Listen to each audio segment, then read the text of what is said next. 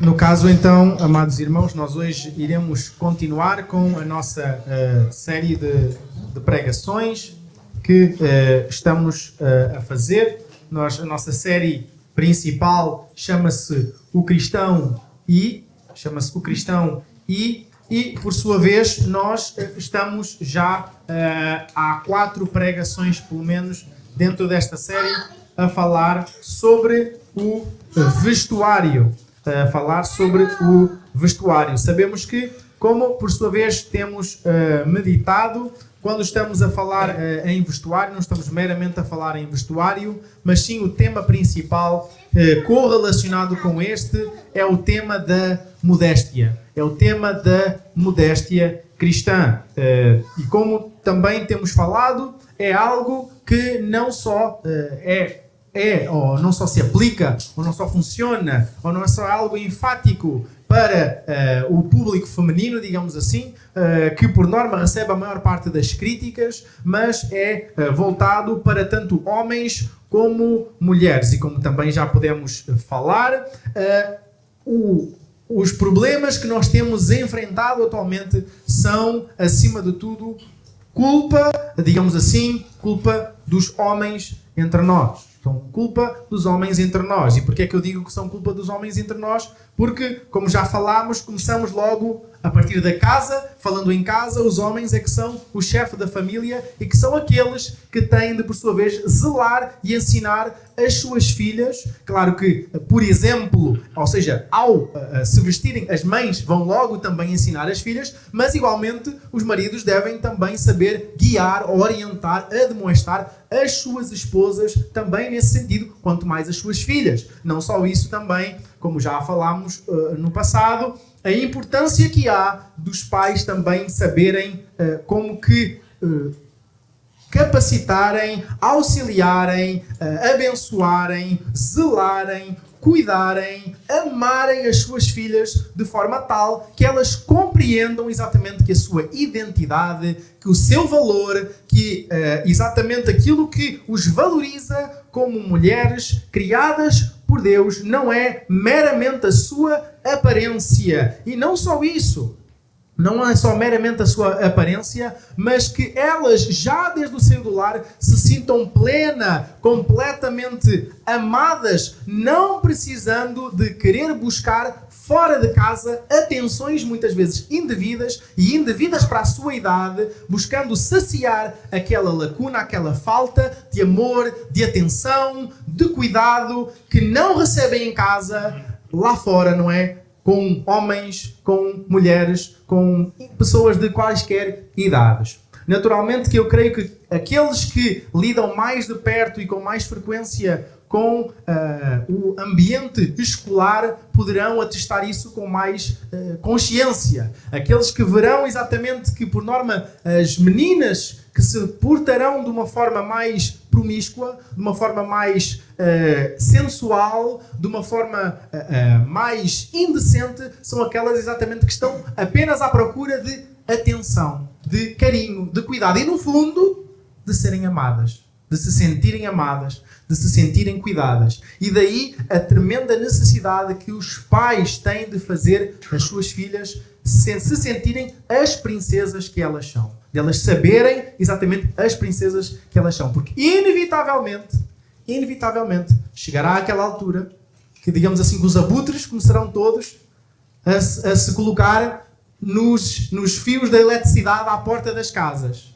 E nesse momento elas vão ouvir muita coisa, vão ouvir muitas propostas, vão ouvir muitos planos, vão ouvir muitos sonhos que lhes serão apresentados, mas elas, como disse, precisam de ter essa segurança para saber: eu sou bem amada em casa, vem agora este, com estas 2 cantigas, acha que é que ele quer. Mas se ao passo não há aquele preenchimento, aquele cuidado exatamente, aquele amor que é normal, aquele afeto que é necessário, a criança receber, a adolescente receber, a jovem receber, a mulher receber desde o seio da sua casa, de uma forma saudável, não é? Claro que ela vai sentir: bem, eu em casa não tenho, ao menos este diz que eu sou bonita, ao menos este diz que eu sou amada, ao menos deste quer, digamos assim, construir sonhos e levar-me a ver coisas e levar-me a sítios e a lugares e tudo mais. Então, isto, novamente, como este preâmbulo, que volta a enfatizar a necessidade que, acima de tudo, os pais precisam de ter em termos de atenção, de cuidado, de zelo para com as suas filhas. Por outro lado, também, os pais devem ensinar os filhos a não se comportarem, literalmente, permitam-me esta expressão, como macaquinhos. Não, os seus filhos não se podem comportar como macaquinhos, que andam ali todos atiçados, a saltar de galho em galho, sem pousar em lugar nenhum. Tem que ensinar os seus filhos a respeitar as moças. A saber logo desde cedo, talvez alguns de vocês já ouviram, não que o faça perfeitamente, e não que ele obedeça perfeitamente, mas que vocês já ouviram várias vezes que, desde cedo, que eu busco repreender, no caso, o nosso filho, dizendo: cuidado, as meninas não são para ser tratadas como se trata um menino. As brincadeiras que tu tens com um menino não tens igual com uma menina. Porque é normal os rapazes se empurrarem, é normal os rapazes saltarem nas cavalitas uns dos outros, é normal que os rapazes andem a fazer aquele teste de força. Isso é normal, faz parte de ser homem.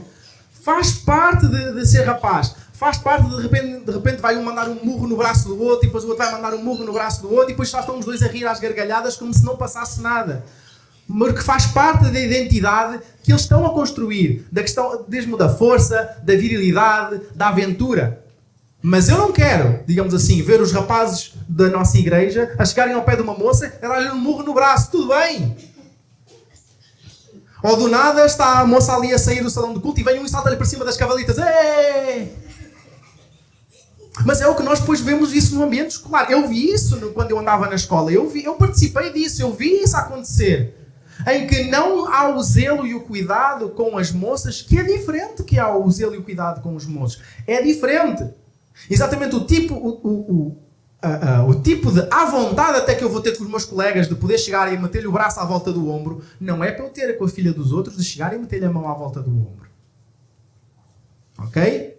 Então por isso é que há uma diferença sim. E amados irmãos, isto não é novidade para ninguém. A Bíblia nos escreve que Deus nos criou homem e mulher criou. E criou de forma diferente, mas complementar. Diferente, mas complementar. Diante dele, nós somos igualmente amados. Somos igualmente inteligentes. Temos igualmente o mesmo respeito, digamos assim, diante de Deus, o mesmo apreço diante de Deus. Deus fez-nos ambos. Não é o homem que é mais a imagem e semelhança de Deus do que a mulher. Ambos são imagem e semelhança de Deus. Isso tem que ficar claro. Mas, ao mesmo tempo, somos diferentes em papéis, somos diferentes no desafio da nossa vida, somos diferentes na nossa mesma forma de ser, somos diferentes na forma de vivenciar, experimentar as coisas. E por isso nós precisamos de ter cuidado com isso, acima de tudo, logo quando começa a criação dos filhos. E até permitam-me só fazer um parênteses, não é o tema da nossa pregação e não me posso alongar mais neste momento, mas só apenas até alertar, dentro desse quadro até da diferença, muitas vezes nós precisaremos deixar os nossos filhos terem aqueles momentos aventureiros e arriscados. A gente precisa deixar que mesmo quando às vezes o coração está a palpitar, que ele suba àquela árvore. Claro que depende do tamanho da árvore, calma. Que ele suba, porque o rapaz precisa de viver esse tipo de coisas. Ele precisa daquela aventura, ele precisa daquela adrenalina até para formar o seu caráter, de quando chegar um momento de dificuldade em que ele tenha que meter-se à frente da sua esposa e proteger a sua família, ele saiba que é seu papel, como homem, dar a sua vida, se necessário, pela sua família. Porque não falta vídeos contemporâneos de grupos de assaltantes que chegam ao pé de um casal de namorados. E o que é que o namorado faz?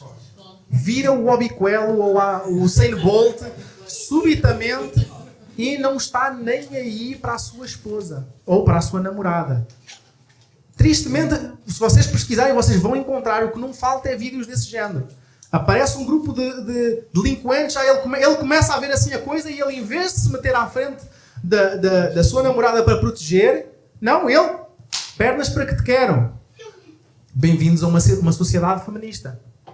Bem-vindos à sociedade da igualdade. Somos iguais. Não somos iguais? Vira-te, minha filha. Então, mas tudo isso está errado. É deturpação daquilo que o Senhor Deus nos criou para nós sermos. E como eu disse, então, Nós hoje vamos falar, continuando neste tema da modéstia e continuando neste tema do vestuário, nós hoje vamos falar daquele que não é o primeiro estilista da história da humanidade. Aquele que é o primeiro estilista da história da humanidade. E, por sua vez, quais foram os seus objetivos em criar as primeiras peças de roupa. Então, daí, fazendo, por sua vez, jus ao nome do conhecido livro, hoje iremos falar sobre Deus, o estilista. E para que é que Deus criou a roupa? E isso é interessante, porque sabemos e dizemos que Deus criou todas as coisas e esquecemos-nos, ou às vezes fica uma lacuna na nossa mente, esquecendo que Deus também criou a roupa. Foi Deus que criou a roupa. Deus é que criou as primeiras roupas. E não só criou as primeiras roupas, mas criou com um propósito. Criou com um sentido. E até quando Ele vai, e nós vamos ver isso, estabelecendo, quando Ele vai inclusive aprimorando o seu próprio povo, Ele vai dar certos detalhes, vai pontuar certas importâncias do cuidado, até no que tem a ver com o quesito do que é nudez, do que é vergonhoso, do que é indecente. Ele vai deixando isso ao longo das Sagradas Escrituras. E hoje vamos poder analisar algumas passagens nesse sentido. Mas antes, amados, vamos ler só, e peço que se coloquem de pé, vamos ler aquela passagem que é a passagem base da nossa série, que é Romanos 12, de 1 a 2. Isto tem que estar sempre a ser relembrado na nossa mente. Os irmãos até podem, por sua vez, decorar este texto que nos ensina então Romanos, capítulo 12, versículos 1 e 2. Vamos então ler todos juntos na versão Almeida, século XXI, que diz: Portanto, irmãos, exorto-vos pelas compaixões de Deus, que apresenteis o vosso corpo como sacrifício vivo, santo e agradável a Deus, que é o vosso culto racional. E não vos amoldeis ao esquema deste mundo, mas sede transformados pela renovação da vossa mente, para que experimenteis qual seja a boa, agradável e perfeita vontade de Deus. Podem se sentar, amados. Começando do início, sabemos que quando Deus criou o ser humano, não havia pecado no mundo. Tal como eles eram os únicos seres humanos, por sua vez, no mundo, e eram casados. Nós vemos aquilo que a Bíblia nos descreve em Gênesis 2, versículo 25. O que é que diz Gênesis 2, versículo 25? E os dois estavam nus, o homem e a sua mulher, e não se envergonhavam. Ok?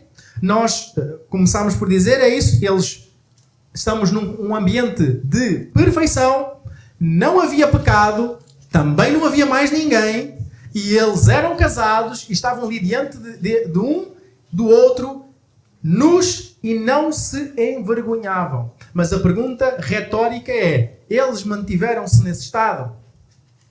Eles mantiveram-se nesse estado de impecabilidade, de perfeição? E o que é que então veio a seguir ao eles terem pecado? Nós encontramos lá o que é que veio a seguir? A malícia. Veio a vergonha. E o que é que eles fizeram? O que é que nós, no versículo 7 do capítulo a seguir, capítulo 3, versículo 7, o que é que nós podemos ler aqui? Então, os olhos dos dois foram abertos e ficaram sabendo que estavam nus. Por isso, entrelaçaram folhas de figueira e fizeram para si aventais. Ok? E fizeram para si aventais. Para eles, foi a melhor maneira que depois que eles acharam que tinham resolvido o problema. Bem, tiveram aquela consciência, veio a malícia, como disse, veio a vergonha. E quero até, novamente, deixar claro que Deus é que criou os nossos corpos. Os nossos corpos em si não são vergonhosos. O problema é o pecado que está agora em todos nós, sem exceção. Inclusive no primeiro casal, que ficaram até com vergonha um do outro e com vergonha de Deus. Percebem? O problema não estava em eles estarem nus. O problema estava no pecado. E agora, havendo o pecado, não há volta a dar. Eles próprios tentaram, como eu disse, tapar-se por meio de aventais feitos com figueiras. E eles achavam que tinham resolvido o assunto. Só que nós vemos que o assunto não estava resolvido. E é muito interessante nós vermos isso. O assunto, para Deus, não estava resolvido. E claro que nós podemos falar, e é importante frisar, que sempre temos aqui analogias, agora com aquilo que Deus vai fazer, nós temos uma clara analogia da salvação por meio do Senhor Jesus e por meio do Senhor Jesus somente. Isso é verdade. Aqui é uma das nuances que nós encontramos, porque então, Deus não aceitando aquela forma de vestir, o que é que nós vemos, o que é que nós lemos no versículo 21 deste capítulo? Nós lemos no versículo 21, e o Senhor Deus fez roupas de peles para Adão e sua mulher e os vestiu. Ele não considerava que aquela forma como ele estava era vestido. Eles fizeram uns aventais, taparam-se, e para Deus eles não estavam vestidos ainda. Volto a dizer, sabemos que neste contexto, sabemos que, inclusive, nós fazemos a interpretação, fazemos como é que eu digo, dentro do contexto do que acontece, dentro do contexto deste primeiro sacrifício que acontece, para tapar a vergonha do ser humano, nós vemos aqui como eu disse, um paralelismo e uma analogia a que cremos que foi um cordeiro que já foi morto ali. Cremos que aqui não cita qual foi o animal que foi morto, mas nós já cremos, por causa da alusão ao Senhor Jesus, que é o Cordeiro de Deus, que foi morto desde antes da fundação do mundo, que foi um cordeiro, ou cordeiros que foram mortos para tapar a vergonha, a nudez de Adão e Eva.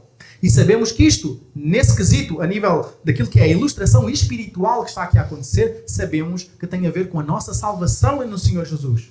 Que nós, éramos vergonhosos, pecadores, indecentes, e ao nos convertermos, vem Jesus, morre no nosso lugar e por meio do seu sacrifício ele tapa, ele cobre a nossa vergonha, ele cobre a nossa nudez, digamos assim, a nossa indecência. Isso é uma verdade espiritual inegável e que não pode ser retirada nesta passagem. No entanto, também temos que perceber nos princípios práticos, os princípios in loco que acontecem aqui. E estes princípios práticos é exatamente que Deus vestiu o ser humano. Que Deus não deixou o ser humano que agora, havendo a malícia no mundo, havia a vergonha, havia a indecência, havia os maus pensamentos e os maus desejos, Ele agora não os deixou mais, como eles próprios não iriam saber mais lidar, não os deixou mais nus, ok? E por isso é que estava a dizer, o problema não está na nudez, o problema está no pecado, ok? E de hora avante, não mais nós poderemos voltar a um estado como era. Unicamente, e novamente por isso é que há o parênteses, unicamente o esposo e a esposa, no seio da sua intimidade, é suposto que ambos possam estar nus, um diante do outro, sem vergonha um do outro. Isto é bíblico. É claro, não há pecado nisso. Não há pecado em um marido ver a sua esposa despida, nem a esposa ver o seu marido despido, ok? Não há qualquer pecado, não há pecado nesse quesito. No seio, por isso que estamos a falar do contexto do casamento, não há pecado. Mas é isso, não há pecado nenhum, e é expectável, é suposto que marido e mulher possam estar nus um diante do outro, sem vergonha, sem ficarem acanhados. Sabemos que depois, por causa das inseguranças de cada um, há muitas vezes, não é, vergonha aqui, há vergonha acolá, há insegurança aqui, insegurança acolá. Mas é suposto que no contexto do casamento, esposo e esposa possam estar nus um diante do outro. Mas ainda assim, tendo em conta que eles andavam, não é, viviam e iriam continuar a viver naquele ambiente em que nós nem havia sequer o conceito nem o contexto de casa, mas depois iriam passar a ter filhos e tudo mais, não era suposto eles andarem nus, todos uns à frente dos outros, ok? E nesse sentido, como estávamos a dizer, Deus vestiu, ok? Deus vestiu, não só vestiu, não é, Adão e Eva, mas vestiu-os de uma forma apropriada. A sua vergonha foi coberta, não é? Como estávamos aqui a ver, mas também porque eles, como disse, ainda estavam nus, segundo os padrões de Deus, porque os aventais não serviam. Dessa forma, Deus se tornou o primeiro estilista e começou a estabelecer os padrões de nudez e de roupa segundo os seus novamente, redundantemente, os seus padrões. Mas, amados, quando eu digo que é segundo os seus padrões, quero chamar a atenção que são os únicos padrões que interessam. Okay? Quando eu digo que é segundo os padrões de Deus, eles estavam nus, os padrões de Deus são os únicos que interessam. Okay? Quando a gente, inclusive na nossa sociedade, agora há muitos debates, não é? Sobre muitos conceitos estarem a ser repensados. Muitos conceitos são repensados. o que é amor, o que é família, não é? O que é certo, o que é errado, tudo isso está a ser repensado. E com frequência, ainda hoje na escola bíblica dominical, nós ouvimos até pastores a dizerem que a Bíblia tem que ser atualizada. Que a Bíblia tem que ser atualizada. Porquê? Porque os padrões que a Bíblia promove, os padrões de Deus, são diferentes dos padrões que o mundo promove, dos padrões que a sociedade promove. E como são diferentes, nós só podemos ficar com um ou com outro. E em vez de nós irmos para as passagens que nos diz não ameis o mundo, nem o que há o mundo, como era a passagem que nós abordámos na semana passada, aquele que ama o mundo, o amor do Pai não está nele. Estas pessoas, apresentando-se e dizendo-se muito bem intencionadas, preferem mudar supostamente aquilo que Deus diz e começar a defender aquilo que Deus não defende. Como que atirando aquilo que Deus deixou já determinado para o lixo e ficando sim com o apreço, o amor e o zelo do mundo. Começando a ser conhecidos, não é, por muito amorosos, muito progressivos, não é, muito progressistas, pessoas muito humanas, muito modernas. Mas, honestamente, nós não somos, amados irmãos, nós não somos chamados a ser modernos ou a sermos conhecidos pelo mundo como supostamente muito amorosos, que precisamos de ser. Mas nós vemos, o próprio Senhor Jesus era o amor em pessoa. E isto não é meramente uma força de expressão. Jesus era o amor em pessoa. Ele não foi rejeitado por aquela sociedade. Ele não foram poucas as vezes que disseram que o que ele dizia era duro, que o que ele dizia era sério, que o que ele dizia magoava e tocava no mais íntimo do ser humano. Mas isso é verdade. E não só isso, amados irmãos, não sei se vocês têm essa noção, mas esmagadora maioria daquilo que nós, em teologia, temos do estudo do inferno, a nossa maior quantidade de passagens bíblicas e de descrições bíblicas que nós temos sobre o inferno e alertas sobre o inferno são da boca de Jesus. Se nós analisarmos e lermos o Velho Testamento todo, nós não temos muita informação assim a falar sobre o inferno. Não fala muito sobre a questão do inferno. Não fala assim tanto descritivamente sobre a condenação eterna. Fala mais sobre logo a punição e a condenação aqui. Não fala muito sobre essa questão. E mesmo depois os apóstolos não vão acrescentar muito mais informação sobre isso. Vão citar, acima de tudo, aquilo que Jesus disse. Quem mais veio falar e alertar sobre o inferno foi Jesus. Quem mais veio dizer sobre aquilo que é a séria punição de alguém ir parar no inferno foi Jesus. E novamente, Jesus não é o amor em pessoa. Então, exatamente, é importante e é uma complemento clara daquilo que é o ensino cristão se falar também, inclusive, sobre inferno. Mas bem, não é obrigatoriamente sobre isso que estamos a falar hoje. E então, como estava aqui a dizer, os padrões de Deus são os únicos padrões que interessam. Pois culturas há muitas, hábitos, usos e costumes, estilos e indumentárias há muitas, mas nenhuma está plenamente certa. A única que está certa é aquela que seguir os padrões de Deus. E é isso que nos deve interessar. Não o que os outros pensam, não o que o pastor pensa, mas sim o que Deus determinou segundo a sua palavra. Então, ou melhor, e atenção, como eu disse, o problema não estava no corpo humano. Quando Deus criou, disse que era bom. O problema foi que agora a malícia no coração do ser humano era algo incontornável e incontrolável também. E se exposto à nudez, à visão alheia, e por sua vez, se nós expostos à nudez alheia, isso nós não podemos ficar impunes. Nunca ficaremos impunes como se nada se passasse. O segundo padrão que nós temos para a roupa é quando Deus veste os sacerdotes. Não sei se vocês já pararam para tomar atenção. Nós em Êxodo 28, 3 e 4, nós para trás não temos muito mais conteúdo, assim, muito mais questões a darem questões descritivas de aparência de indumentária, mas nós temos isso depois quando Deus, formando o seu povo, não é? Porque depois, naturalmente, à medida que Adão e Eva foram também transmitindo isso aos seus filhos e à humanidade, eles foram buscando seguir os padrões de Deus. No entanto, desde o início ao pecado ter entrado no mundo, sabemos que logo até a linhagem de Caim degenerou sempre e era a linhagem, acima de tudo, que era subejamente pecaminosa. Mas à medida que a humanidade foi crescendo, os povos foram se espalhando, dividindo e tudo mais, nós depois, quando Deus vai vai pegar para fazer, para construir, para separar um povo para si, ele em Êxodo 28, 3 e 4, nós temos aqui esta questão no qual ele explica como é que os sacerdotes deveriam vestir, desculpem. Como é que os sacerdotes deviam vestir?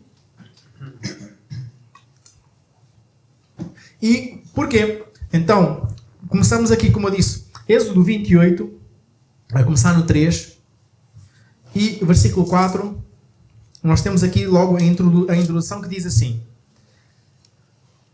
falarás a todos os homens hábeis, a quem eu tenha enchido com o espírito de sabedoria, que façam façam as vestes de Arão para santificá-lo, para que sirva como sacerdote.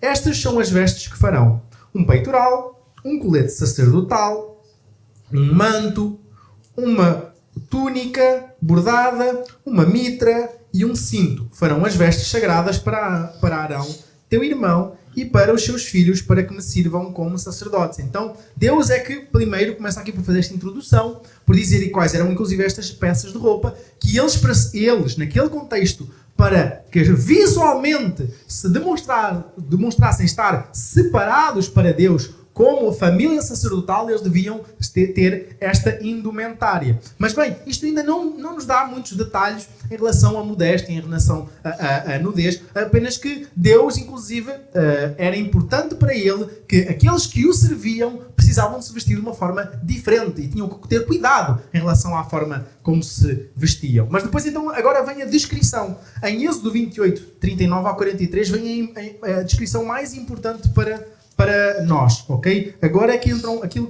que é importante para nós puxarmos, não é? Nós aprendermos e tudo mais. Então, do 39 ao 43, ainda no capítulo 28 de Êxodo, diz: tecerás a túnica e a mitra de linho fino, e farás o cinto como obra de bordador. Também farás túnicas, cintos e turbantes para os filhos de Arão, para glória e ornamento. E com eles vestirás Arão, teu irmão, e também os seus filhos. Tu os ungirás, consagrarás e santificarás para que sirvam no sacerdócio. Faz-lhes também calções de linho, para cobrirem a nudez. Irão da cintura até às coxas. E Arão e os seus filhos os usarão quando entrarem na tenda da revelação, ou quando chegarem ao altar para ministrar no lugar santo, para que não incorram em pecado e morram.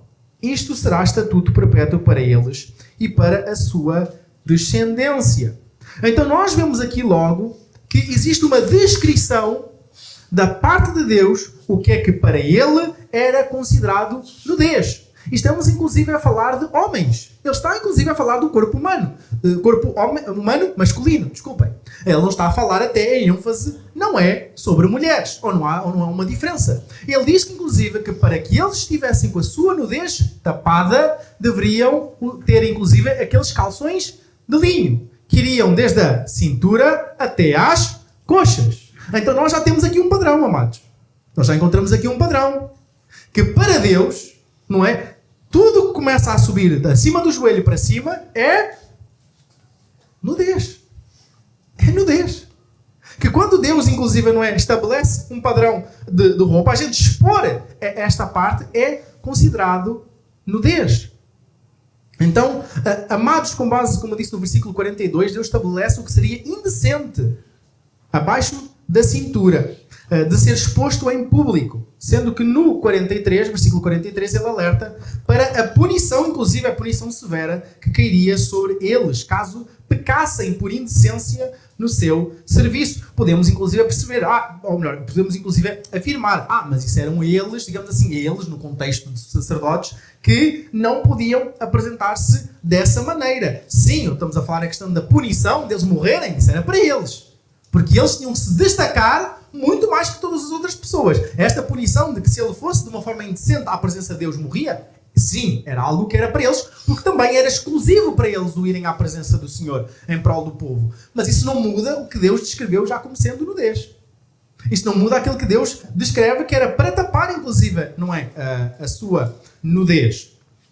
E depois, como eu disse, novamente eu estava aqui a dizer, amados, percebam que nesta passagem, mais do que conhecermos o estilo de roupa que os sacerdotes usavam, que também tem o seu valor, mas nós conhecemos o que Deus considera nudez, mesmo para e usado como exemplo os homens, como eu dizia há pouco. Outra questão que nós encontramos nas Escrituras é que, biblicamente, a exposição da nudez em público era sinónimo de passar vergonha, de passar humilhação. Nós vamos ver algumas passagens que nos falam sobre isso. A primeira passagem vai ser em 2 de Samuel, capítulo 10. 2 de Samuel, capítulo número 10, versículo 4. É uma descrição aqui que nos apresenta. 2 de Samuel 10:4 diz: Então Hanum tomou os servos de Davi, rapou-lhes metade da barba, cortou-lhes metade das vestes até às nádegas e os mandou embora. Isto foi uma reprimenda para envergonhar exatamente estes servos de Davi. Depois vamos a Isaías 24 também.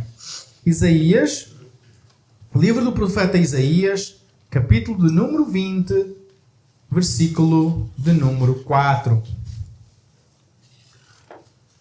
Nos diz assim: Do mesmo modo o rei da Síria levará os prisioneiros do Egito e os exilados da Etiópia em cativeiro, moços e velhos, nus e descalços, com as nádegas descobertas, para a vergonha do Egito. Então, novamente, aqui esta demonstração de humilhação pública por meio da nudez. Por meio de terem, digamos assim, as nádegas destapadas. E depois, por último, neste momento, esta passagem, Isaías 47, 2 e 3. Ainda livro do profeta Isaías, capítulo 47, versículos 2 e versículo 3, que diz assim: Pega um moedor e moe a farinha. Tira o véu, levanta a cauda do vestido, descobre as pernas e atravessa os rios. A tua nudez será descoberta e a tua vergonha exposta. Eu me vingarei e não pouparei ninguém. Então, novamente, esta ideia de destapar aqui a área da área das coxas, ter esta parte destapada, ter esta parte à vista de todos como um sinónimo de nudez e como um sinónimo de vergonha. E novamente, como nós temos vindo a falar, pensem, irmãos, aquilo que a sociedade à nossa volta ensina vai ser tudo diferente daquilo que Deus ensina. As coisas não vão melhorar. Nós não nos podemos basear no que a sociedade nos ensinou, quiçá até se os nossos pais nos ensinaram segundo princípios, até eles por boa intenção, mas já misturados com aquilo que a sociedade ensinava, e nos ensinaram de uma forma diferente ao que a gente agora se depara, e olha para as Sagradas Escrituras e diz: espera aí, mas isto olha para a minha volta e está tudo errado. Eu olho à minha volta e irmãos e irmãs não vestem assim. Ou não têm este tipo de cuidado, digamos assim. E novamente aí é que está. Desde o início de que nós começámos a falar sobre este tema, que eu já disse, nós estamos aqui para fazer uma reciclagem naquilo que nós aprendemos e nós sabemos sobre esta temática. E não é uma questão de opinião pessoal. É uma questão de que eu próprio me tenho que submeter ao que a Bíblia aqui me ensina. Em que eu, percebendo aquilo em que eu estou a falhar, espera aí, mas não é assim que eu não tenho este zelo, eu não tenho este cuidado. Eu nunca parei para analisar isto assim. Por isso é que eu logo até começava por dizer: irmãos, vocês alguma vez pararam para ir à Bíblia e analisar o que é que a Bíblia ensina sobre esta temática, sobre quais são os padrões? E nós quase todos concordámos que se calhar não tínhamos feito isso. Sabíamos uma passagem aqui ou ali, mas coisas mais descritivas talvez nós nunca tínhamos parado para pensar. E como temos visto exatamente mesmo dentro das igrejas, que as coisas são vividas de uma forma diferente. Mas novamente são vividas de uma forma diferente agora por causa deste progresso que tem acontecido. Porque, como eu disse, nós temos pelo menos 6.000 anos de história da humanidade. Basta nós recuarmos 70 anos que a forma como muitos de nós mesmo nos vestimos, ou já nos vestimos, íamos ser presos naquela altura. E não era preciso ser cristão. Não eram cristãos que iam, não eram polícias cristãos. não eram juízes cristãos. Aquele que ia trabalhar na prisão não era cristão, mas tinha a ver com os princípios que ainda se estava a guardar naquela altura. Apesar de sabemos que na história da humanidade oscilou muito. Quando nós falarmos sobre uma temática mais à frente, quando nós falarmos mais à frente, não hoje, estou a dizer, mais à frente ainda nesta série, que nós encontramos escultura, nós sabemos que encontramos em Itália, não é? Esculturas do tempo greco-romano, em que não só temos muita promiscuidade e nudez, mas temos muita exposição de roupas exatamente indecentes.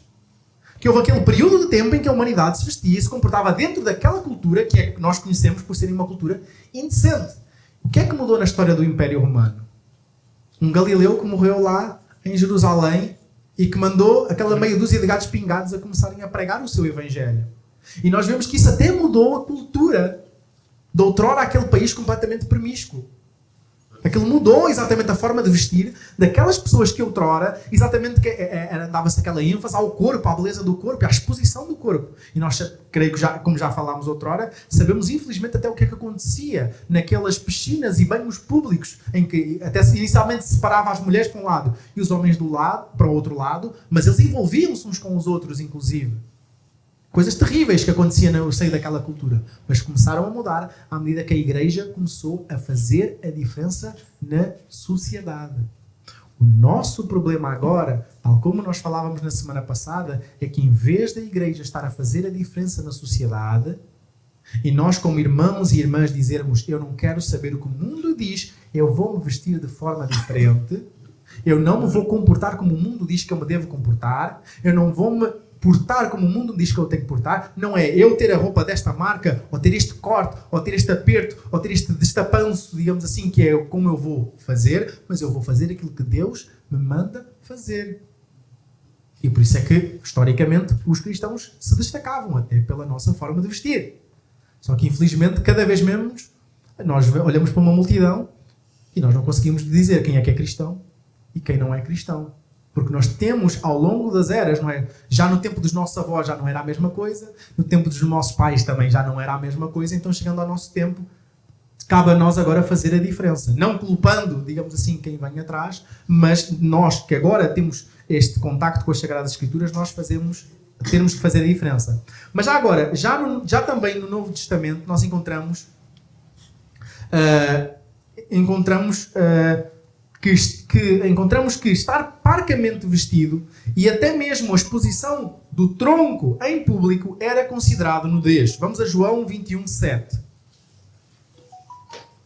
João 21:7. Lá no finalzinho, mesmo o último capítulo do Evangelho segundo João, nós creio que conheceremos esta passagem, já lemos esta passagem, mas também é a questão às vezes pode haver até uma má compreensão em relação a esta passagem. Então, João, capítulo 21, versículo 7, diz: então aquele discípulo a quem Jesus amava, estamos a falar de João, do próprio João, autor deste Evangelho, disse a Pedro: é o Senhor. Ouvindo, Simão Pedro, que era o Senhor, amarrou a sua túnica à cintura, porque estava despido, e lançou-se ao mar. Algumas coisas que nós temos que ter aqui em atenção. Número 1, que nós encontramos aqui. Em qual contexto Pedro se encontrava inicialmente? Pedro encontrava-se no barco, em alto mar, longe da costa, só no meio de homens, a pescar. Então, naturalmente, que ele estava um bocado mais destapado, porque eles literalmente estavam ali a pescar todos juntos, não é? Estavam ali todos juntos a pescar, a trabalhar, e novamente a ênfase, só estavam no meio de homens. Então, longe, por sua vez, de olhares femininos. No entanto, o que é que Pedro fez quando se foi para aproximar da costa? Ele vestiu-se. Inclusive até esta expressão de que ele amarrou a túnica à cintura, até confesso que aqui não é uma apropriada ou uma clara tradução do que aqui nos diz. O que aqui nos diz é que literalmente ele colocou como fosse, a palavra que lá está, colocou o éfode, colocou um colete, colocou uma túnica por cima dele, exatamente, e depois é que entrou no mar para ir ter com Jesus. Porque exatamente ele, quando estivesse na praia, já não ia estar provavelmente só com homens ali e num contexto de trabalho. Então nós vemos assim que a Bíblia inclusive descreve, e como é que a Bíblia descreve que Pedro estava naquela condição quando estava a trabalhar com os outros? Despido. E ele estava apenas de tronco nu.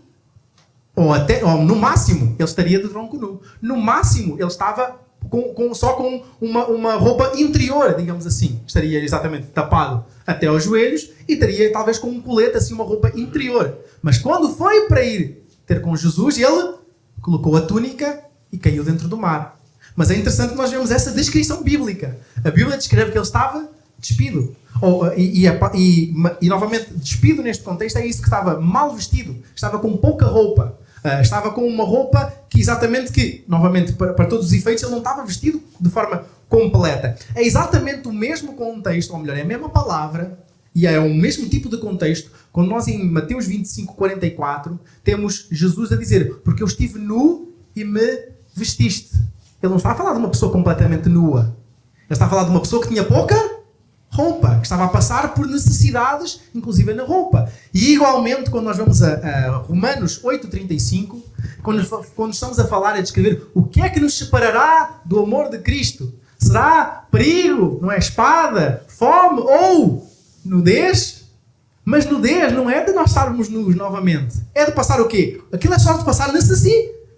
É sempre a falar de nem nós passando frio, nem nós tendo pouca roupa, nem nós não é ficando num estado tal, não é? Estaríamos considerados aos olhos de outras pessoas como nus nesse sentido. Não é isso que nos vai separar do amor de Cristo, do amor de Deus. Porque é um contexto onde até tudo o que ele está ali a descrever são perigos, são como que punições, são prisões porventura, não é? Então alguém que naquele contexto era lançado num calabouço de uma prisão, ele ia passar por uma situação destas. Ele ia passar fome, ele ia passar perigo, ele ia provavelmente ter perigos de doenças também, e iria estar, digamos assim, com pouca roupa, ia ter necessidade de roupa. Inclusive, quando Paulo estava preso, é um dos pedidos que ele faz: olha, traz-me a túnica.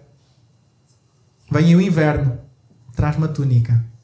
É exatamente, mas exatamente nos princípios, segundo aqueles princípios, segundo o entendimento, ele não estava plenamente vestido, ele não estava adequadamente vestido. E agora nós vamos a uma das passagens mais mal entendidas das Escrituras, que é a passagem em que supostamente diz que Davi dançou nu. Quantos é que já ouviram essa expressão que Davi dançou nu? Pronto, alguns pelo menos já ouviram falar dessa história que supostamente Davi dançou nu. Mas é engraçado que nós vamos à passagem e nós não lemos que Davi dançou nu. É mais uma daquelas coisas que faz parte do nosso folclore evangélico, e a gente já passou tanto, e a gente vai ler a passagem, nós vamos ler a passagem e vamos ver se de facto a Bíblia diz que ele dançou nu. Ok?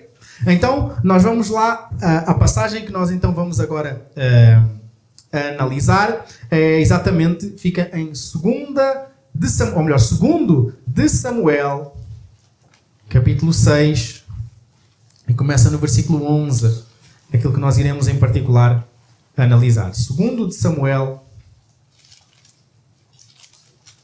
capítulo 6, para começar no versículo 11.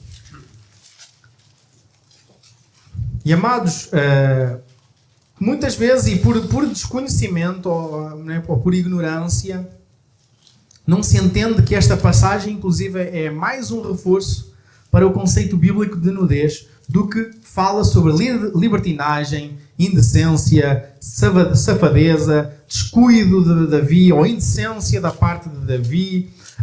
Acima de tudo, nós vemos que muitas vezes isto é usado por cristãos mal intencionados, até às vezes naquela coisa de na presença de Deus nós temos plena liberdade, temos que estar mesmo à vontade. Se até Davi dançou nu, quanto mais eu não posso estar à vontade na presença de Deus. E a passagem não fala disso. A passagem não diz isso. Como eu disse, nós fomos a 2 de Samuel, começar no capítulo 6, a partir do versículo 11, e vamos até ao versículo número 16. Nos diz o seguinte: a arca do Senhor ficou 3 meses na casa de Obed-Edom, o geteu, e o Senhor o abençoou e a toda a sua casa. Então informaram a Davi, por causa da arca de Deus, o Senhor abençoou a casa de Obed-Edom e tudo quanto é dele. Davi então foi e com alegria fez subir a arca de Deus desde a casa de Obed-Edom para a cidade de Davi. Quando os que levavam a arca do Senhor davam 6 passos, ele sacrificava um boi e um animal gordo. E Davi dançava com todas as suas forças diante do Senhor, vestindo um colete de linho. Assim, Davi e toda a casa de Israel subiam, trazendo a arca do Senhor com júbilo e ao som de trombetas. Quando a arca do Senhor entrou na cidade de Davi, Mical, filha de Saul, estava olhando pela janela. Quando viu o rei saltando e dançando diante do Senhor, ela o desprezou no seu coração. Onde é que aqui diz que Davi dançou nu?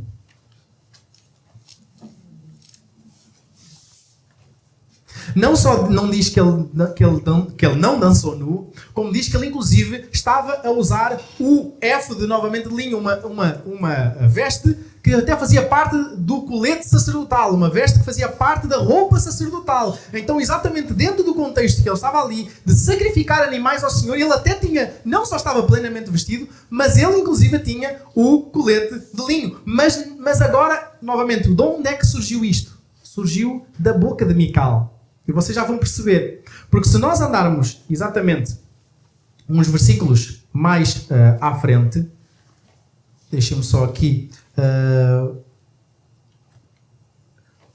só olhar se eu tinha apontado. Exato, eu apontei, é isso. Versículo 20 e versículo 21. Estava à procura, eu tinha apontado exatamente onde está a conversa entre Mical e Davi. Só confirmar porque eu acho que apontei aqui. Ok, perdão, eu estava a ver aqui no versículo, no capítulo errado. Exato. Então Davi voltou para abençoar Mical. Estamos a falar no versículo 20. Então Davi voltou para abençoar a sua casa. Desculpem. E Mical, filha de Saul, saiu para encontrar-se com Davi e disse: que maravilha fez o rei de Israel hoje, descobrindo-se na frente das servas e dos seus servos, como um indivíduo qualquer. Davi, porém, disse a Mical: foi perante o Senhor que me alegrei, perante aquele que me escolheu no lugar do teu pai e de toda a casa dele, estabelecendo-me como chefe sobre Israel, o povo do Senhor. Ainda me alegrarei perante ele. Então vamos lá ver. É Mical que diz que Davi se tinha descoberto, que Davi se tinha destapado diante do povo. E como é que Davi se destapou ou se descobriu diante do povo?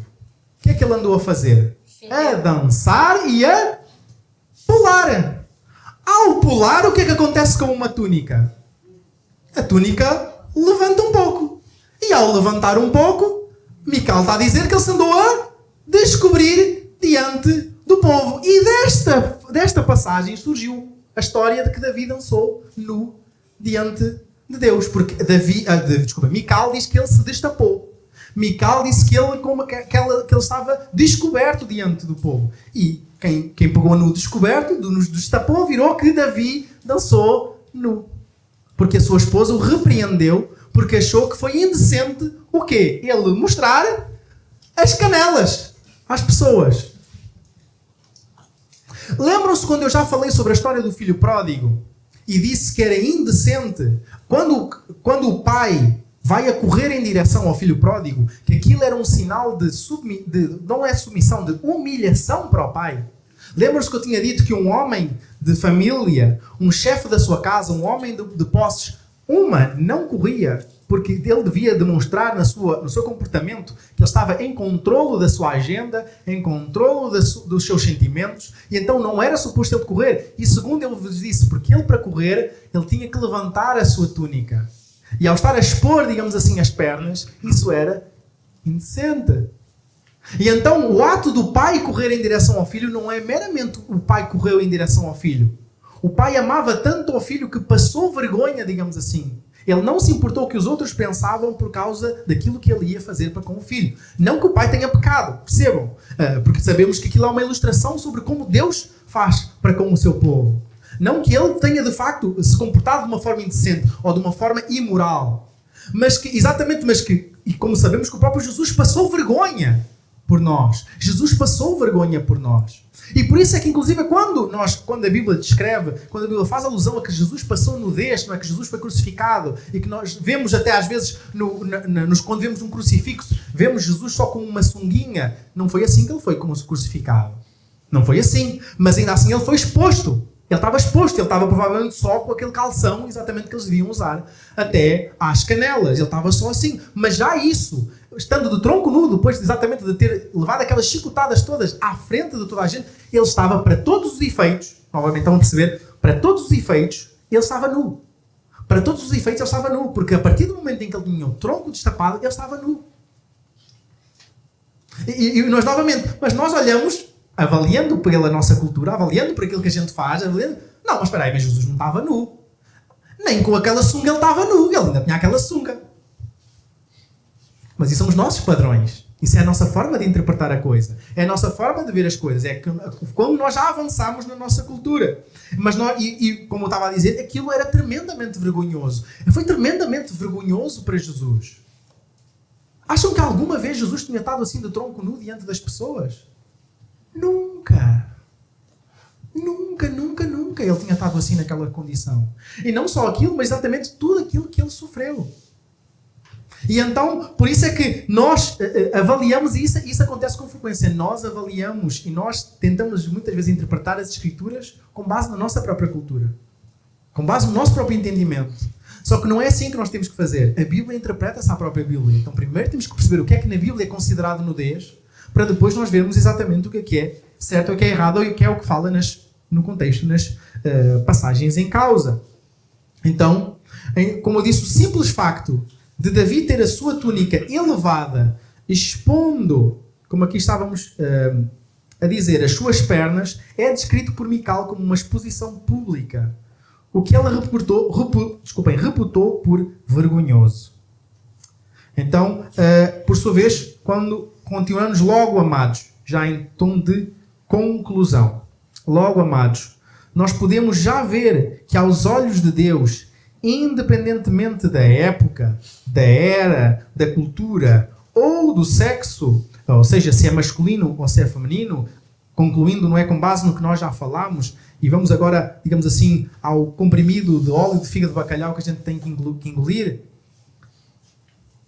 andar da parte dos joelhos para cima destapado ou andar de tronco nu em público é irremediavelmente nudez. E assim sendo, é vergonhoso.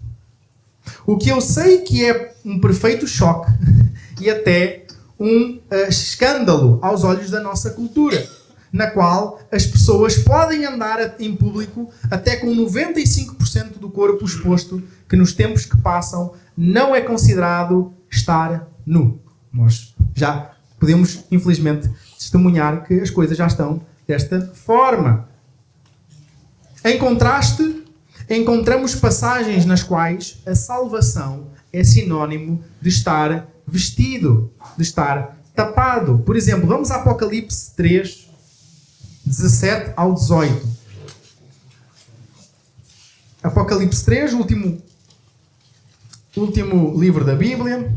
Apocalipse, capítulo número 3, versículos 17 e versículo 18. Porque tu dizes, sou rico, tenho prosperado e nada me falta, mas não sabes que és infeliz, miserável, pobre, cego e nu. Eu te aconselho que compres de mim ouro puro refinado no fogo, para que te enriqueças, roupas brancas para que te cubras e a vergonha da tua nudez não seja mostrada, e colírio para que apliques sobre os teus olhos e enxergues. E isto é exatamente na carta que é enviada ao anjo da igreja de Laodiceia, uma cidade que naquele momento era rica, era próspera, inclusive se tinham lá, era conhecida por terem lá ungüentos e coisas medicinais para os olhos. Então tudo isto são críticas àquilo que era a arrogância, a altivez que esta cidade tinha. É importante a gente conhecer o contexto e o porquê que as coisas estão aqui a ser ditas. Mas novamente aqui, a salvação é encontrado ou melhor, é descrito como, no caso até roupas brancas para que te cubras e a vergonha da tua nudez não seja mostrada. Depois, Isaías 61:10, novamente, livro do profeta Isaías, capítulo de número 61, versículo de número 10. Nos diz assim a palavra do Senhor: Eu me regozijarei muito no Senhor, a minha alma se alegrará no meu Deus, porque me vestiu de vestes de salvação, cobriu-me com um manto de justiça, e como o noivo que se adorna com um turbante, e como a noiva que se enfeita com as suas joias.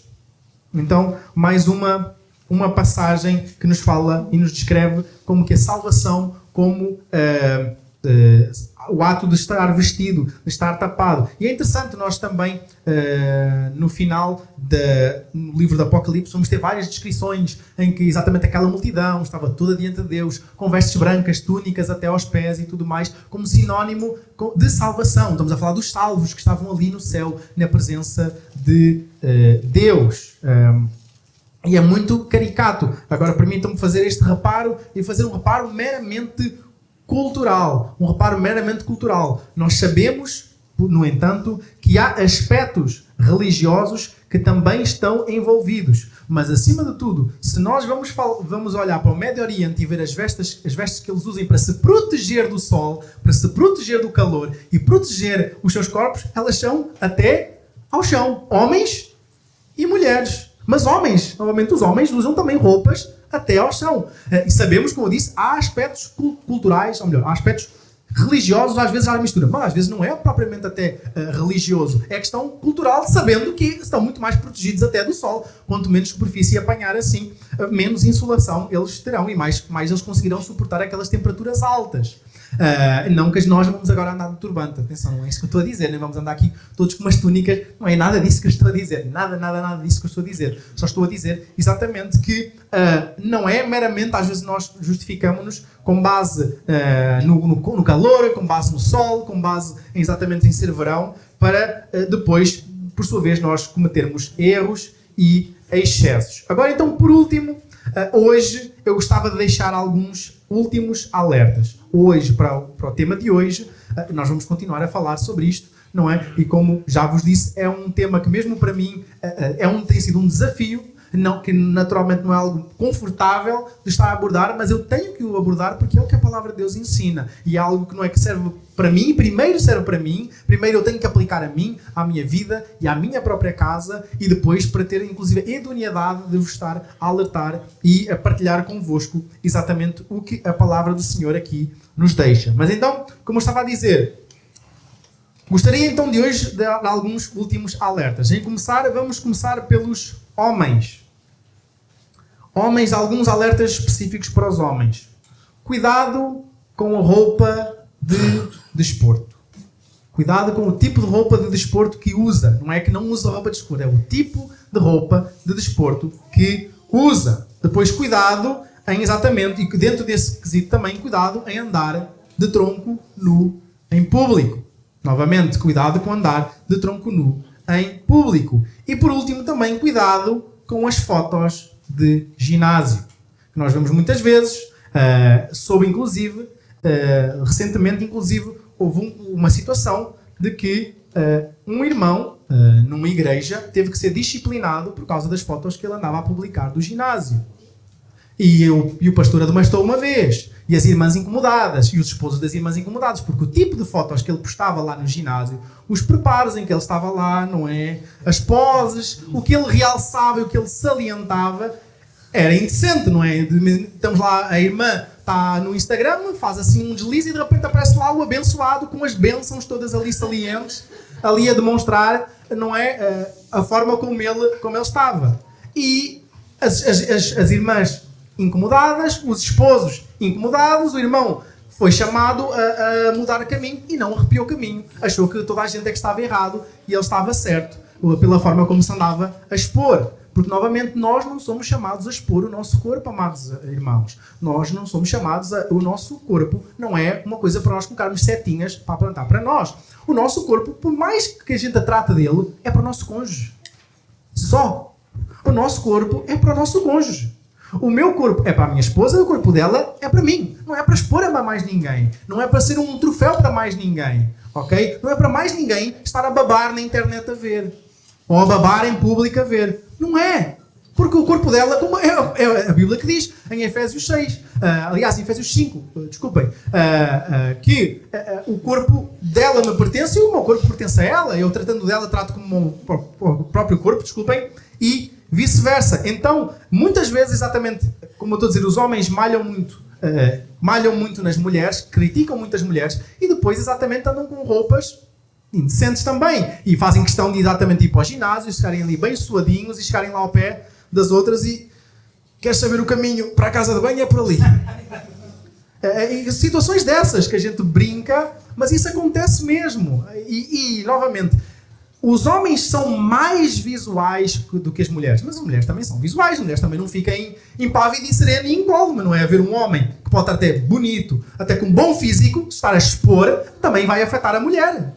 Também vai afetar a mulher. Então não é só porque os homens têm mais dificuldade na área do olhar e têm mais apelo pela parte da aparência que as mulheres não tenham. Que as mulheres não pequem nessa área. Ou que as mulheres não batalhem, às vezes, a quererem viver uma vida de pureza, não estarem a olhar de forma errada para homens e depois são expostas exatamente a homens que vão ali, e porque é influencer de ginásio e está ali a mostrar os novos calções, que parecem mais umas cuecas, e ali a refletir bem os músculos e tudo mais. Claro que, para muitas irmãs, pode não fazer sentido isto, e pode nem sequer lhe fazer diferença nenhuma. Mas há irmãs que faz. Há irmãs que faz diferença. Porque, novamente, nós não somos chamados a expor o nosso corpo. Nós não somos chamados a expor o nosso corpo. Mulheres, ok, eu sei que novamente, situações complicadas, e peço que estas chamadas de atenção levem com o devido peso e avaliem. Cuidado com os decotes. Cuidado com os decotes, amadas irmãs. Porque exatamente nós, que não somos vossos esposos, podemos, infelizmente, estar indevidamente expostos ao vosso corpo. E não sendo o vosso esposo, não tendo qualquer pretensão de coabitar convosco, podemos do nada ser exposto e saber como é que é a forma do vosso corpo. Ok? Então cuidado para não estarem a expor aquilo que não é para ser exposto. Que como eu já outrora alertei, não coloquem na montra aquilo que não está à venda. Não coloquem na montra aquilo que não está à venda. Ok? E novamente isto não quer dizer que os homens possam usar aquelas camisolas de que o decote acaba aqui. Não podem também. Desculpem, é a mesma coisa. Claro que não é. Não sei se vocês... Aquelas que é chamada, não é... a expressão em inglês é V-neck, que é tipo pescoço vem V. Porque o decote às vezes acaba no umbigo. Às vezes o camarada está com uma camisa que o decote acaba no umbigo. Isso também não é decente, amados irmãos. Também não é decente. Depois, cuidado, exatamente até com base no que nós hoje nós avaliamos, cuidado com as mini-saias. Cuidado com as mini-saias. O quão exatamente depois já começa a expor das vossas coxas. E daí para cima, não é? Porque mesmo vocês não querendo, inclusive imaginemos, se vocês estiverem no cimo de uma escada, vai um irmão subir a escada, o irmão, se for um irmão piedoso, vai contar todos os degrauzinhos e ver todas aquelas ranhuras e fissuras que aquela abençoada escada tinha, para não cometer ele o erro de conseguir ver aquilo que ele de forma alguma deveria poder ver, não sendo o vosso cônjuge. Ok? Então cuidado com exatamente o comprimento das saias ou a falta delas. E depois também, por último, cuidado com as roupas apertadas e salientes. Porque há várias formas da gente expor as coisas. A gente pode estar tapado de cima a baixo, mas está com a roupa colocada a vácuo. Não é? Permitam-me esta expressão. E com a roupa colocada a vácuo, às vezes expõe mais do que se estivesse com um pouco tecido. Porque está tão apertadinho que a gente, novamente, vai ver os quadradinhos todos, contar os quadradinhos todos e assim, porque se a gente olha para a frente, vai pecar, vai acabar por pecar e vai ver aquilo que não deve. Novamente é isso, também aquilo que nós estávamos a falar. O facto de alguém errar nesta área não quer dizer que eu tenho licença para pecar. Não é porque alguém se expõe que eu tenho licença para ver. Não é porque eventualmente nas redes sociais as pessoas se apresentam de uma certa e determinada forma que eu então tenho licença. Ela já está aqui a colocar, então eu vou ver. Ele já está vestido aqui desta forma, então eu vou ver. Eu vou acompanhar mesmo para ver o padre que usa sunga. Como aconteceu no Brasil, não sei se vocês souberam, um padre conhecido no Brasil, aquele padre Fábio de Melo, que numa altura que ele estava com o corpo bem ali bombado, como se costuma dizer, ele colocou uma foto no Instagram dele só com uma cuequinha de banho. E a ajeitar a cuequinha de banho. E novamente, todo o choque que isso foi, digamos assim, novamente alguém que supostamente que nem está supostamente a buscar interesse do público feminino, porque ele fez o voto de castidade, o voto de pureza. Novamente a gente pega às vezes nestes excessos, nestas coisas que a gente até se ri e tudo mais, mas depois nós temos que avaliar e reavaliar e reponderar e repensar a nossa própria vida, amados irmãos. E por último, para aqueles que são pais, uma coisa que eu no outro dia eu apanhei um susto, apanhei assim um susto danado. Eu fui ao Facebook. E o Facebook agora tem... eu vou ao Facebook quando o rei faz anos, por norma é para dar os parabéns a alguém, quando recebo o e-mail sobre isso. E lá eu abro o Facebook e descobri que agora, não é? O Facebook há algum tempo que coloca tipo nos quadradinhos, assim em cima, estou a falar no computador, porque normalmente eu nem sequer tenho a aplicação instalada no telemóvel, mesmo para não uso. Eu abro no computador e aquilo lá em cima tem assim uns quadradinhos, tipo com... Acho que é a história dos reels, das histórias das pessoas, não é? Os stories, essas coisas assim, que eu mesmo tendo 30 anos que não ligo. E num dos quadradinhos eu vejo um homem e uma mulher completamente nus de silhueta. De silhueta, ou seja, de lado. Ou seja, a gente via que eles estavam completamente nus, percebia que eles estavam completamente nus, o homem e a mulher, mas era muito fofinho. Porque o homem estava com um joelho fletido e era uma sessão de grávida. E estava a dar um beijinho na barriga da sua esposa. E cada vez mais se está a usar as sessões de grávida para expor o corpo da mulher e do homem de uma forma que não é para ser exposto. E novamente, eu não sei, eu não vi as vossas sessões de grávida, eu só conheço as sessões de grávida da minha esposa. Eu não vi, amados irmãos. Não é porque eu vi como é que são ou como é que vai deixar de ser, mas termos atenção, amados. Cada vez mais nessa bandeira das sessões de grávida, colocam a senhora grávida com os peitos expostos, mas a tapar só com a mãozinha, e é muito fofinho. Ela completamente despida, mas com uma mão por cima e outra a segurar na barriga. Amados irmãos, quando é que deixou de ser nudez? Quando é que deixou? Quando é que houve assim uma cláusula, um furo na descrição bíblica do que é nudez? Quando é que deixou de ser nudez e passou a ser aceitável? Continua a ser um corpo feminino. Continua a ser um corpo exposto. Sabemos que é num contexto, mas inclusive estamos a tirar fotos. É para imortalizar. Eu não quero que vá mostrar o álbum de fotos e que toda a gente saiba como é que é o peito da minha mulher. Eu não quero. Não quero.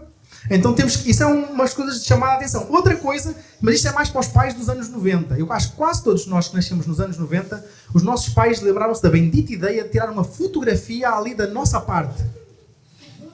Era uma febre nos anos 90. Os pais todos, no álbum de fotos. Por exemplo, eu lembro perfeitamente quando eu fui... Quando os pais da minha esposa, não é?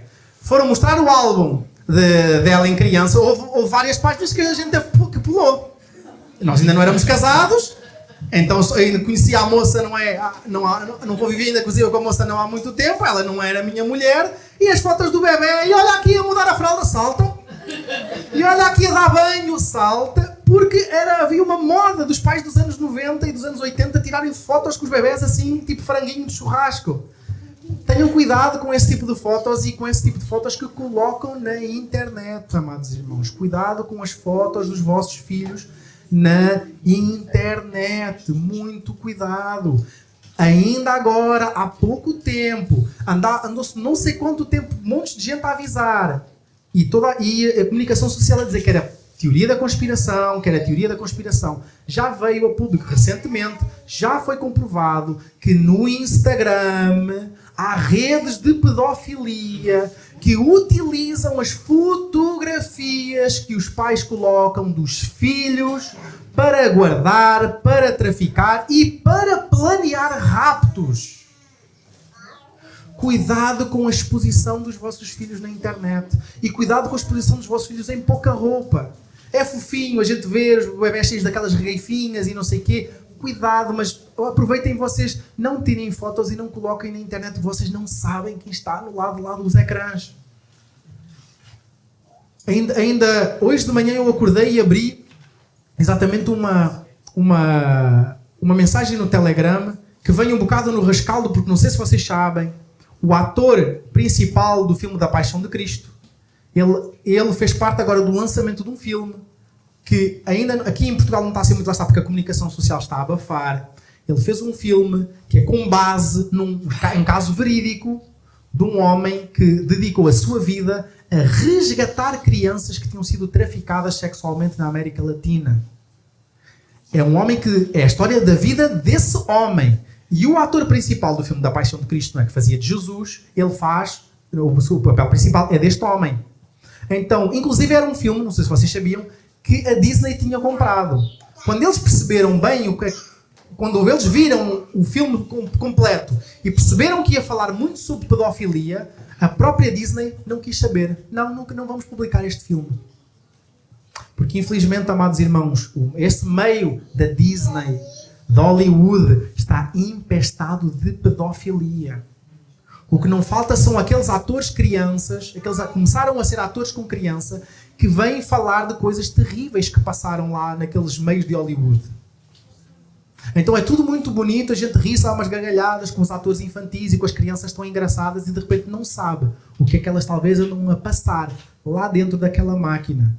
Mas como eu estava a dizer, amados irmãos, o filme foi lançado agora esta semana, se não me engano, nos Estados Unidos, e em pouco tempo ultrapassou inclusive o filme da Disney que estava a ser lançado no momento, que era o Indiana Jones. Ultrapassou em poucos dias, com cerca de metade das salas do cinema, mas ultrapassou. Mas dentro desse âmbito, e claro que assim que o filme estiver legalmente disponível, é uma coisa interessante para aqueles que quiserem de nós vermos e termos um choque de realidade, para ver o que é que se está a passar nas nossas costas, que está a passar. Eu lembro de uma mensagem de um moço brasileiro a dizer: por ano, cerca de 50 mil crianças desaparecem no Brasil. São raptadas para nunca mais serem vistas. E eu fiquei assim, 50 mil crianças? Ele dizia 50 mil crianças. 50 mil crianças. Amados irmãos, no nosso país ainda é mais raro, mas acontece. Acontece. Vira e mexe, desaparece uma criança e não é mais colocado os olhos em cima. Não há rastro. E sabem como é que exatamente as redes de pedofilia estão a fazer o catálogo deles? Por meio das redes sociais dos pais. Com base nas fotografias que os pais colocam. Por isso é que talvez vocês já repararam que nós não colocamos fotos do Isaac nas redes sociais. Não colocamos. Quando ele era mais pequenino, a gente colocava no WhatsApp da igreja, partilhava convosco, diretamente convosco. Tínhamos essa vontade, essa intimidade de partilhar convosco e com a família. Mas nós até pedíamos aos avós: não coloquem nenhuma foto dele no Facebook. Não coloquem nenhuma foto dele no Instagram. Nós não sabemos quem está do lado de lá. Nós não sabemos. Ainda mais que nós, no caso, conhecemos o nosso filho, que ele é dado. Qualquer pessoa que lhe dê a mão, ele vai. Ele, infelizmente, é uma verdade. Ele não tem essa malícia. Ele não tem esse medo. Então, pais, tenham cuidado que fotos é que vocês colocam dos vossos filhos. Tenham cuidado exatamente da forma como vocês já ensinam os vossos filhos a se vestirem. Porque a forma como eles se vestem agora é para continuar eles seguirem o mesmo padrão. É para eles aprenderem como é que a menina se veste. Para eles aprenderem como é que o menino se veste. E saberem que é o mesmo padrão. Então, tenhamos cuidado com este assunto. Por último, só ler esta passagem também. Está dentro do contexto, está em Apocalipse, dentro do contexto das cartas às igrejas. Em Apocalipse 2:5 diz o seguinte. Apocalipse 2:5 diz: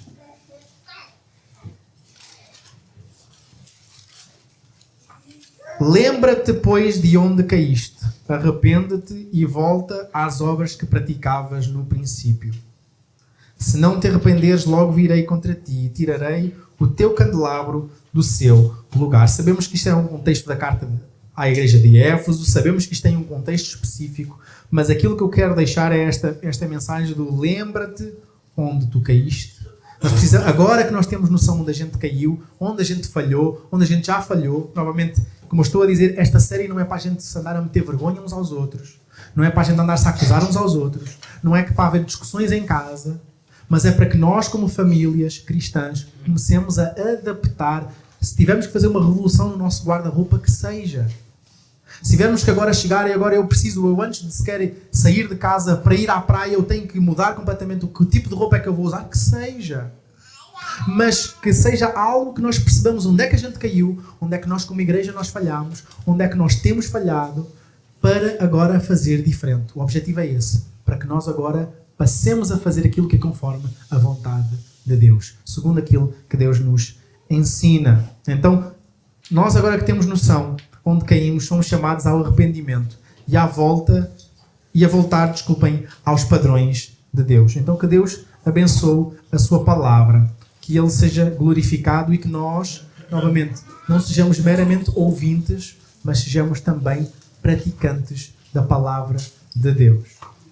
O Senhor falou que Ele, pelo seu Santo Espírito, trabalhe nos nossos corações e que nós possamos, como igreja, fazer a diferença. Como eu disse, não é para envergonhar os outros, não é para envergonhar os nossos irmãos, não é meramente para chegar já com os dedos apontados, mas é para buscarmos lembrar, como falaremos em breve, que o nosso corpo é um templo. O nosso corpo é templo do Espírito Santo. Então aquilo que nós temos que manifestar com aquilo como nós nos vestimos é isso, é piedade, é o amor a Deus acima de todas as coisas. Vamos então orar e assim terminaremos já o nosso culto. Teremos depois então um pós-lúdio e depois desse momento de oração silenciosa após a minha oração final, nós então poderemos sair. Vamos então ao Senhor em oração neste momento. Te agradecemos, ó Deus, pois a Tua palavra nos ensina, a Tua palavra fala connosco. Sabemos que muitas vezes nós olhamos para a nossa cultura, pensamos naquilo que nós aprendemos, pensamos aquilo que nós já fizemos, pensamos aquilo que nós, como cristãos, como cidadãos, temos feito e talvez isso nos tenha envergonhado, Senhor. Ou talvez hoje até possamos ter sentido algum tipo de vergonha, Senhor, algum tipo de arrependimento por coisas que nós fizemos, Senhor. Eu sei, Senhor, de tantas coisas que eu tenho para me arrepender neste quesito, tantas coisas da minha forma de vestir, da minha forma de olhar, Senhor, daquilo que coloco diante dos meus olhos, daquilo que busco que seja exemplo para o meu lar. Eu sei, Senhor, das minhas próprias falhas, onde eu tenho falhado, onde eu falhei no passado, onde eu não quero mais falhar, Senhor.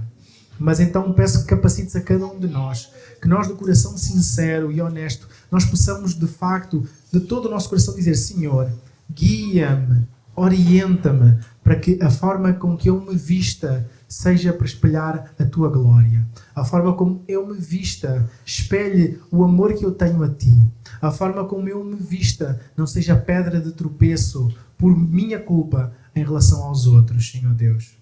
Mas, ó Deus, rogamos para que a graça de nosso Senhor Jesus Cristo, que o Teu grande amor por nós, Deus Pai, que as doces consolações, que a comunhão, que a unidade, que a coragem e a ousadia que o Teu Santo Espírito nos confere, seja com todos e com cada um. Oramos no nome do Teu Filho amado Jesus, dizendo amém.